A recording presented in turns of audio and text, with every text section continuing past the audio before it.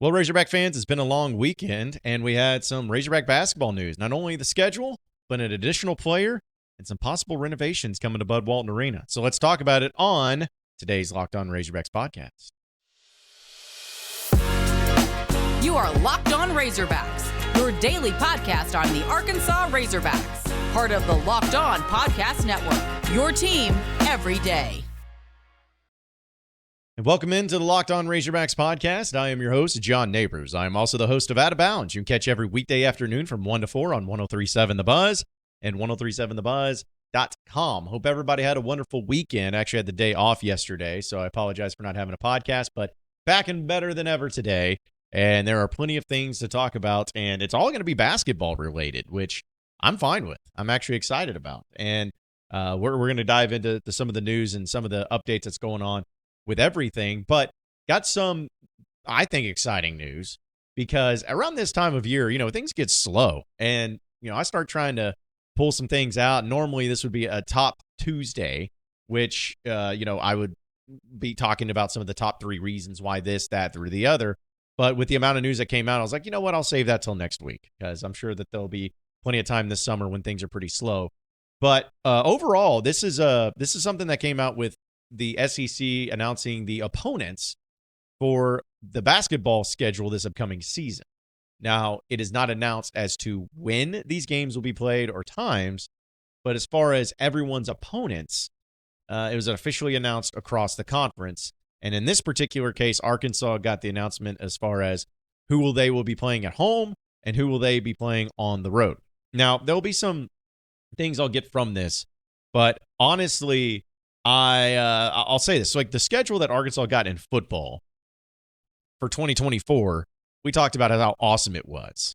How awesome it was. I thought it was great. I thought it was very kind of the SEC to throw a bone to Arkansas for once instead of screwing them over in the schedule.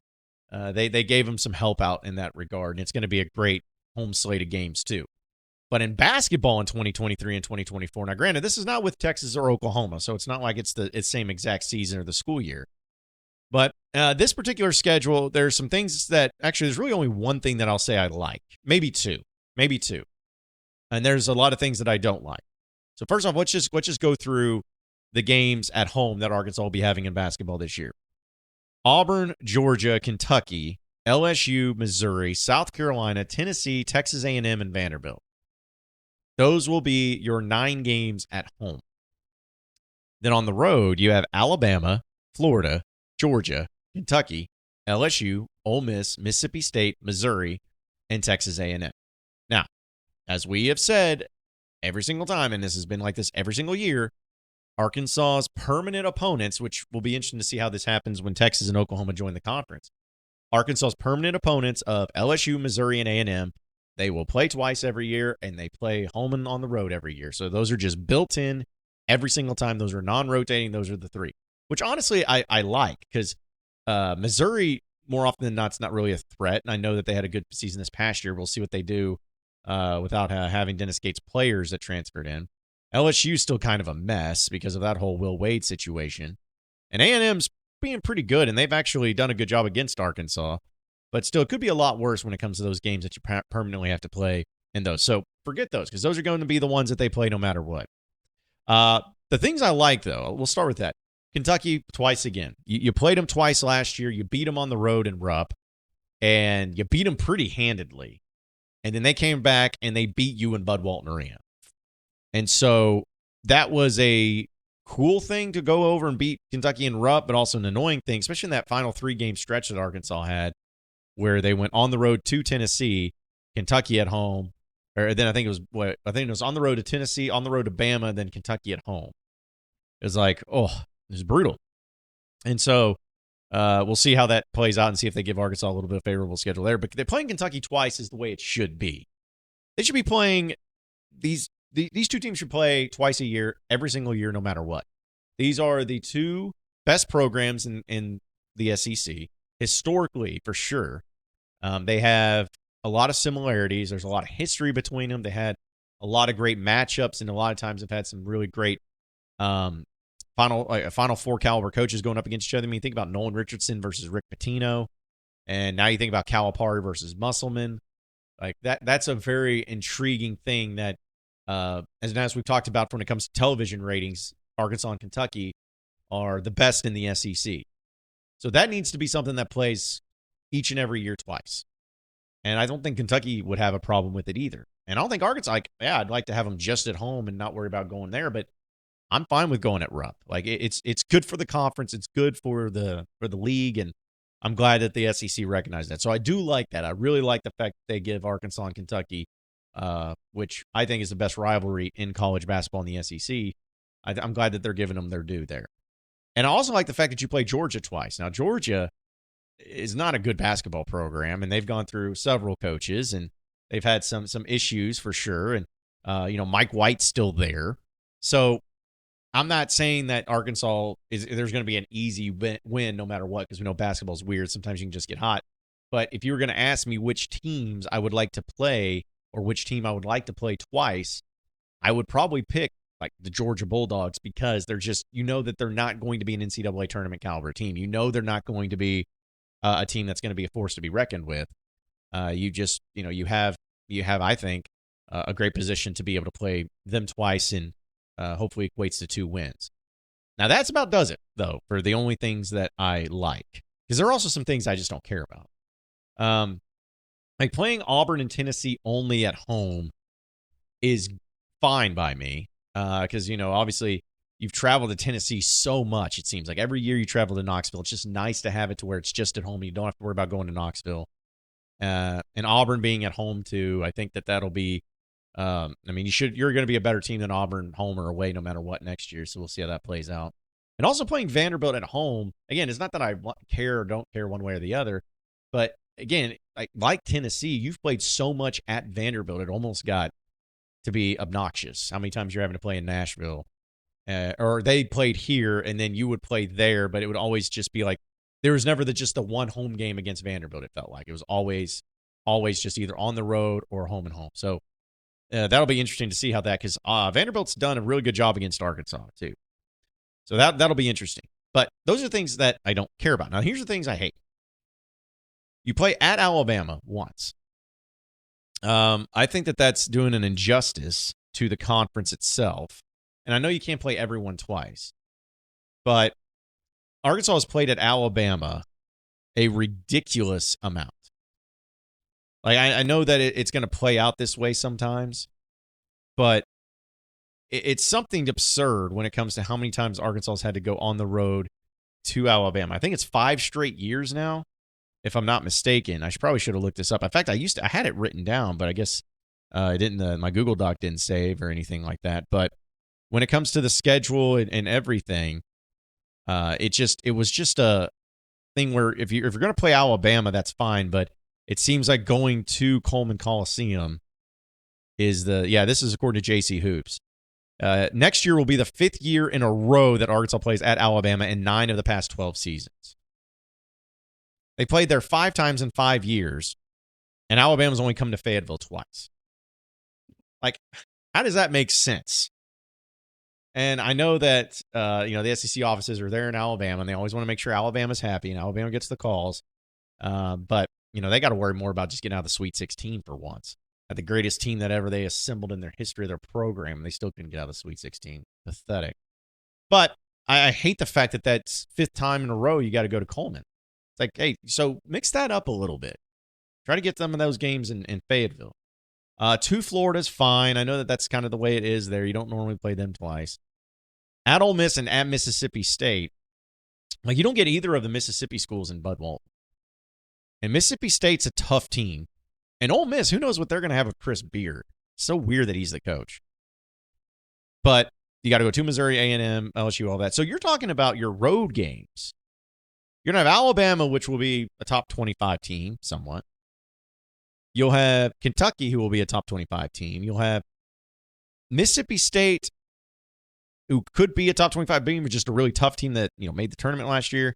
A&M's a tough team on the road, made the tournament last year. Missouri made the tournament last year. LSU and Georgia are the kind of so you're talking about essentially of the 9 games, 6 of those teams could be an NCAA tournament type of team. Oh, and then throw in Florida, like they could be a tournament team. And then your home games, Auburn will be a tournament, Kentucky, Missouri, Tennessee, and A&M. So about 5 of those at home, maybe Vanderbilt. Because a lot of these names, you just don't know what's going to play out and how it's going to look. But I just don't like the way that the schedule's set up as far as, they gave Arkansas, Kentucky twice, but not giving them or having them play at Alabama 5 years in a row is really dumb. It's really dumb, especially kind of the history of those programs the recent history of like the past 3 or 4 years whenever Alabama decided to care about basketball.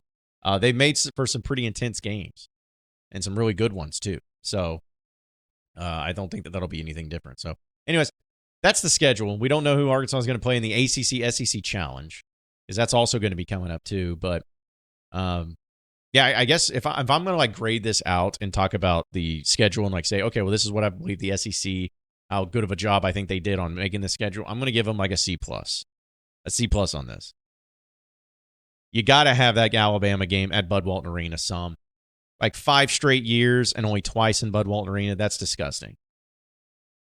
And you got to be able to have at least one Mississippi school playing in Bud Walton Arena too. Like that just doesn't seem right. Those are the closest campuses essentially to Fayetteville, or at least closest to the state of Arkansas. And you don't have either of them playing in Bud Walton? I don't know if I like that. But listen, at the end of the day, you're just going to have to go and navigate the schedule the way you're supposed to do it. It won't matter. But I just feel like the SEC, I think the SEC did a disservice to Arkansas overall. But hey, if Arkansas wins and navigates the schedule, and I'm sure it'll start off with a slow start in conference play, and they'll turn it on at the right time and get into the NCAA tournament, and they'll have a great RPI, and then they'll actually make noise there, then that's probably what's going to happen, and I'm fine with it. But yeah, SEC, don't like the way you did the schedule.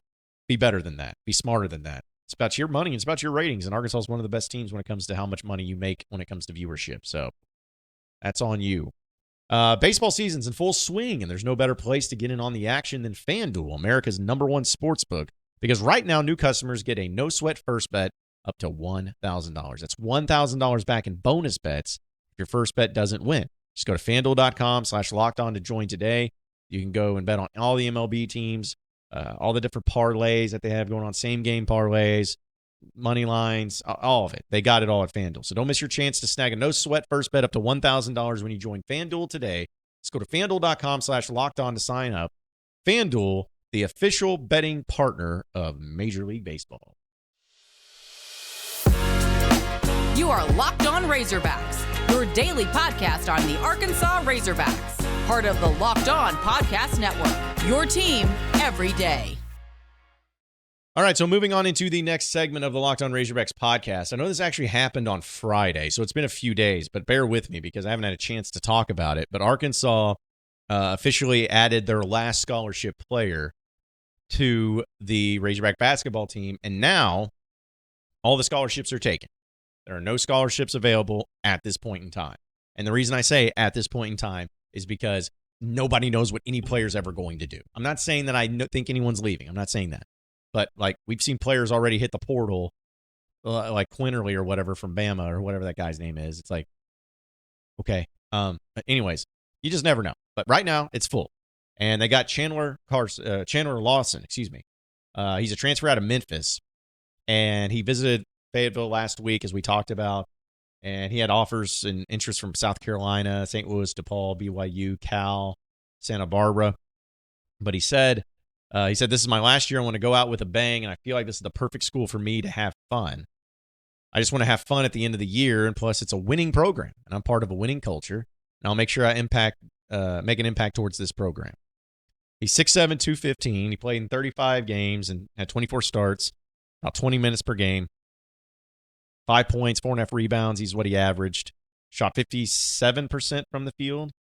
Went 7 of 14 from three-point land, so that's 50%. Not bad. But the one thing I saw about him, too, is his wingspan. He's got a 7'7" wingspan.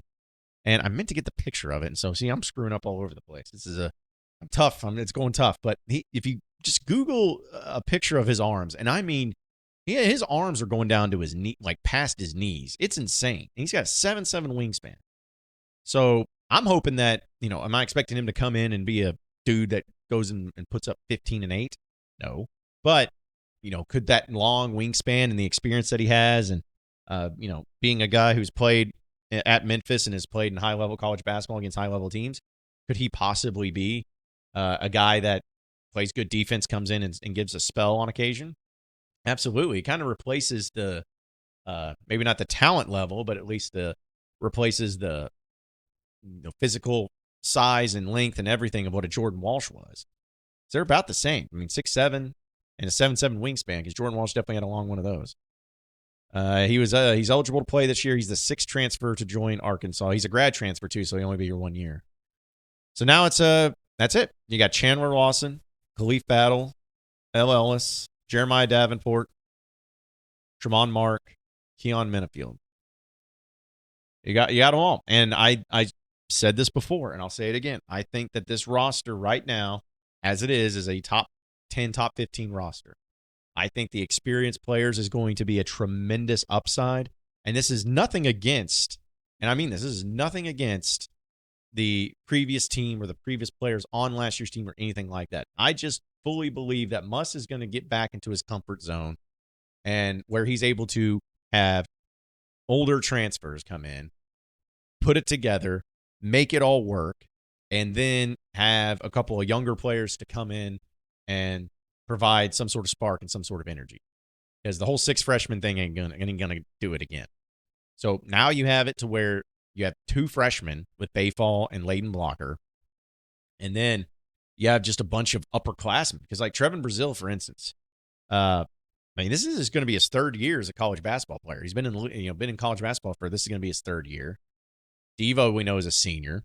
All of these guys are juniors or seniors, so very much upperclassmen.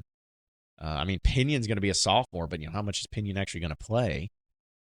So Mekhi Mitchell, he's like a 6th-year senior, it seems like. So he's definitely been upperclass. So you're talking about like nothing but juniors and seniors, and then a couple freshmen and a sophomore mixed in. I think that alone is going to be so much more beneficial, and Muss is going to understand it. Because again, Muss is great at getting guys ready for the next level, but one of his strengths when it comes to the team is just making it work with what he's got. Just playing with it, trying to find the chemistry, trying to find the right recipe. And once he finds it, once he has it, it goes and he moves on with it. So because of that fact, I think that they'll probably hopefully figure it out pretty quickly. And they got plenty of talent. But as I was talking to somebody today, I'm like, Arkansas essentially has 3 starters coming back from last year's team with Brazil, Devo, and Mekhi Mitchell, because those guys were the starters. They're 3 of the 5 starters. So on top of that, and 2 of those guys, Devo and Brazil, are high-level players. Brazil's an NBA player. And then you throw in some other dudes, too, who are good enough that could go to the NBA and go to the next level with having a great year. It's just all going to work out. I think it's really great, and I think it's going to be still one of the best teams overall that Eric Musselman's had since he's been in Fayetteville. But we'll talk about Bud Walton Arena actually possibly getting a facelift. It looks like it's moving forward with that, and we'll get into the details of that as well coming up next on the Locked On Razorbacks podcast.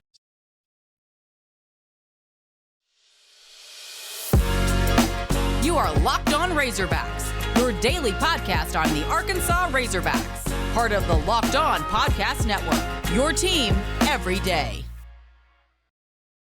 All right, so final segment of the Locked On Razorbacks podcast. So this is according to Matt Jones of WholeHogSports.com, writing this article about Bud Walton Arena, and the Board of Trustees have approved firms to analyze Bud Walton's renovation. We know that this has been put into motion for a while now, but as far as the details, we're starting to see a little bit more.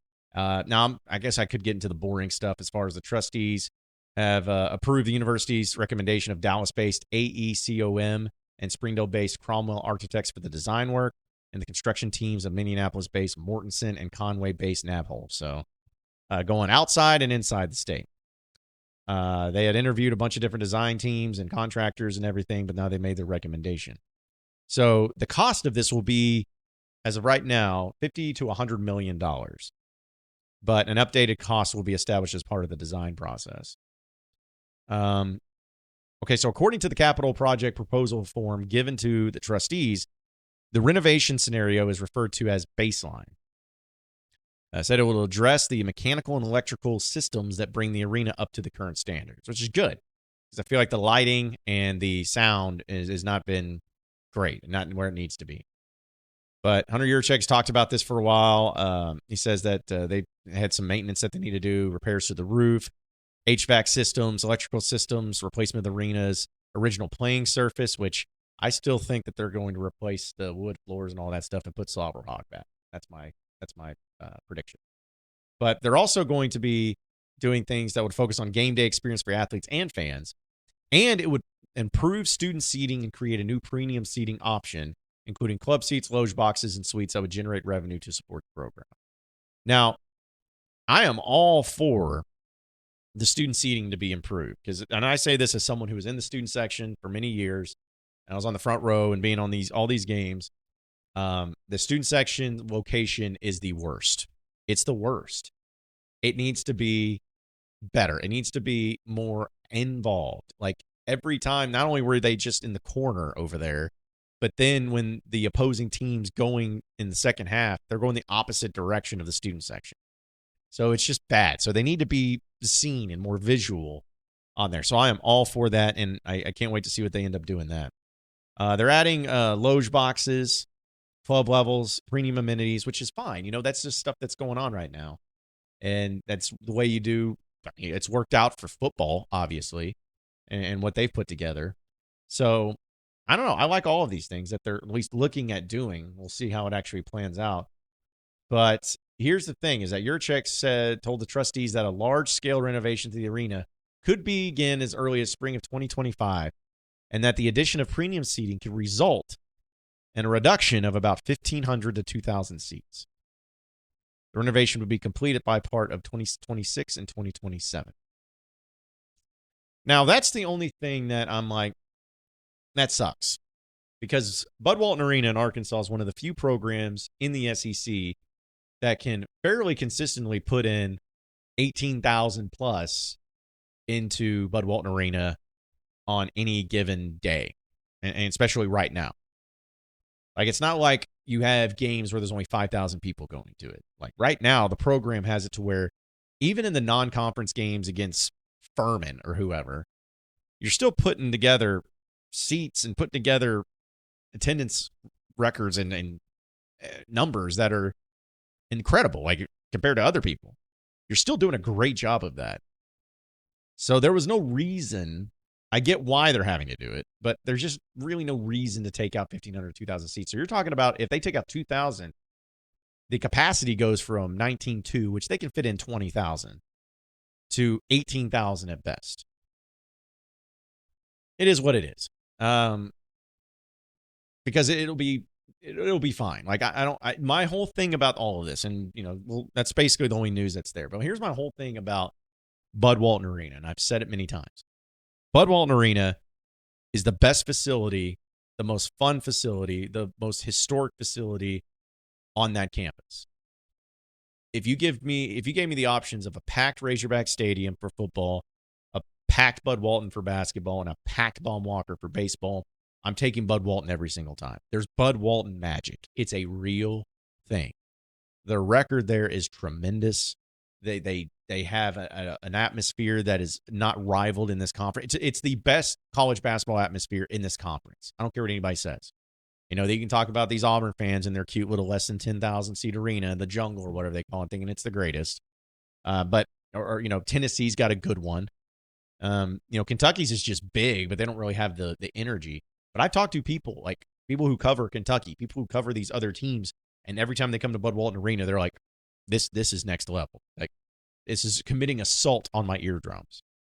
So because of that fact, whatever they do, as far as these renovations go, do not kill the spirit of Bud Walton. Like, you can say that you're not going to. You can say that, oh, no, it's going to be fine. Don't kill it. Protect it, embrace it, and leave it. If you want to add some loge boxes and some club seats, by all means, go right ahead. If you want to add in some more sideline seats, whatever, go ahead. And if you want to change the student seating, which I'm all for, do it, please. but just don't let it become an NBA arena. Don't let it become an NBA atmosphere. Don't take away the energy. Don't try to do too much. Let it be what it is. Razorback fans are extremely smart when it comes to the game of basketball and when it comes to the high energy level that they provide at Bud Walton Arena.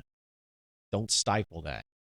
Some of it has already been taken away slowly and surely over time, which is, I don't think is anyone's fault, but do not allow it to become just corporate, over-the-top, NBA type of atmospheres where you got people on the microphones all the time just yelling at you about, oh, look, it's going to be our next sponsored segment. Stop. Let the energy stay. Do not cripple that. Do not take it away because it is the best in the SEC, and nobody needs to see that late. Nobody. That's all I'm going to say. Appreciate everybody listening in to Locked On Razorbacks podcast. Be sure to like and subscribe to the podcast on iTunes or on Google Play. You can also get after me on Twitter, BuzzJohnNabors, for any questions, comments, concerns that you may have. We'll keep it going from there. Same podcast time, same podcast channel tomorrow afternoon. Have a great day, everybody. We'll see you then.